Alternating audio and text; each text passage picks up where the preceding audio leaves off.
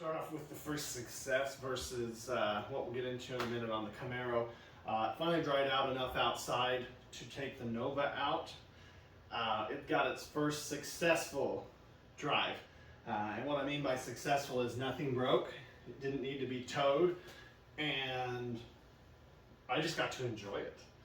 It was freaking amazing. It was quite an experience. Honestly, there's a lot of time, effort, money that's been put into this car. And it finally paid off. And I know a couple of you have messaged me, and thank you. We'll get into what's been done on this. It'll be hopefully soon. There's a lot of stuff that's been done to this to make that a successful drive. In the meantime, it was, I think, it was an afternoon. Had a lot to do. Was going to be heading out of town, and I thought, you know what, I need to just chill and take Easy Street for a minute. And I thought, what better way to do that than to take a car out? So I thought about it for a minute, and I thought, which one's not going to leave me stranded? So I opted to take the '68 Camaro, and I was cruising along. She was running good. I made it about 12 to 13, 14 miles out, and it just sputtered and then died. So I rolled into a gas station. Should have probably filled it. Didn't. Mistake number one. And because the last time that car left me stranded, I go to put some gas in it, and it took a gallon, and it wasn't empty. So this time I'm like, it's probably the same thing. We gotta have something going on here. So I sat there for a minute, and I'm like, crap, what do I do? We'll see if she'll fire back up. She fires back up, idles for a minute or two just fine, and I start driving home.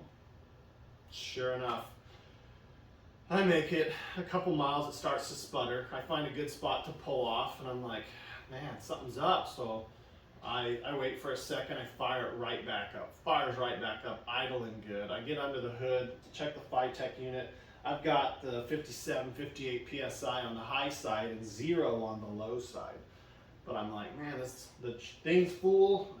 What the heck? So I start driving again. I make it about another 2 miles, and this time it's done and won't fire back up. And I'll cut to that clip of me walking around there, and then we'll come back and I'll let you know, I think, what happened. See, I was in pretty good spirits because I just happened to be out in the car. So I'll put that clip right here. Well, what was supposed to be a nice little cruise turned out to be I found my next fix on this bad boy. We got a leaky gas tank, and it had leaked out probably 10, 12 gallons over the course of who knows how long. So now I just need some gas to get me back home. Not gonna lie though, those wheel widths look really good. Oh man, I just wanted to go have some fun. And I broke down by the water treatment plant, so that's great. Another win. Oh well. Anyways, we'll take this thing out and have a proper cruise soon. I really hope. If not, I'm gonna be sad. Probably upset. But who knows? It was cruising so good, and I just tap on the tank and we were empty and it's wet. So we've been leaking the whole time. Hopefully I can bring enough gas to get me home. I'm only like 8 miles from home, so that's good. We'll see in a bit. So in the grand scheme of things, we're one up, one down. This car's up, Camaro's down. I'm trying to find a fuel tank that I can put in place for that, and it has a return line spot, and we'll get that replaced. Hopefully that's the issue. I mean, the whole bottom side of the tank is wet, and when I knocked on it, this one's probably got a lot of gas in it. I was like, hollow. You get a different sound when you knock on it and it has fuel in it versus when you don't on a one-piece tank. Some of the tanks have a layer, so it's kind of doesn't do you. It's like knocking on a wall trying to find a stud. It's going to give you a little different sound when you hit one. And so I had some help come, thank you, and got some gas in it. And I started driving home, but I'm like, maybe I should just go get the trailer because I don't really want to call a tow truck. And where I was, there's not a lot of shoulders for the next little bit. So I pull over, it's just idling. This gauge right here is still showing 0, unfortunately. But I finally just said, you know what, if we have to block traffic, just hit your hazards, hop out of the car, and we'll just get a tow truck at that point. So we made it all the way home, but garage now stinks of fuel, and the gas that was in it is almost all gone. We put in a 3-gallon can. What's odd though is I was pouring gas in the back of it, and it took maybe a third to half, let's say, of a gas can. It started to spill, so I tipped it back, and then I did it like that. I don't know if that created an air bubble or what, but it started to take more fuel, and then it just shot a bunch out. Almost as if it was full, but it's not full. So, yeah, that just leads me to do a little more research. One, these Spytech low pressure gauges are garbage. Funny enough, I took this thing for a cruise, and I just happened to look because I know the Camaro, this thing still shows 0 too, but I can see fuel in my clear fuel filter.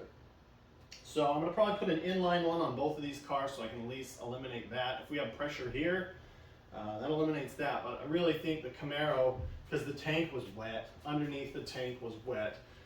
Sad to say, it leaked out an entire tank of fuel because it was full, which in this day and age is pretty much a paycheck, you know.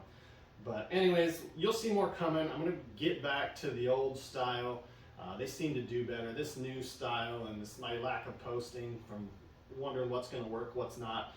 I just need to stop caring, post. There's a lot of you out there who will watch, and if not, that's fine too. So I need to get back to doing what I enjoy doing, and that's just making videos on what I'm doing. So we'll do a full video on what's been done to this. Again, hoping it dries out this week, back it out there, pull it out to the shop, we'll walk around it and have a good time with it. And then start getting parts coming for the Camaro. Frostbite, you know, normally is sitting right here. He's at the shop. I got to drive it. That was another successful outing. I'll do a video on that one. It's the first time he's been out since we moved to the new place. I'm really excited about that. Honestly, you can't really beat that. So with that, you can hit subscribe. If you like this video, give it a thumbs up. If not, try giving it a thumbs up anyways. Maybe you'll feel better.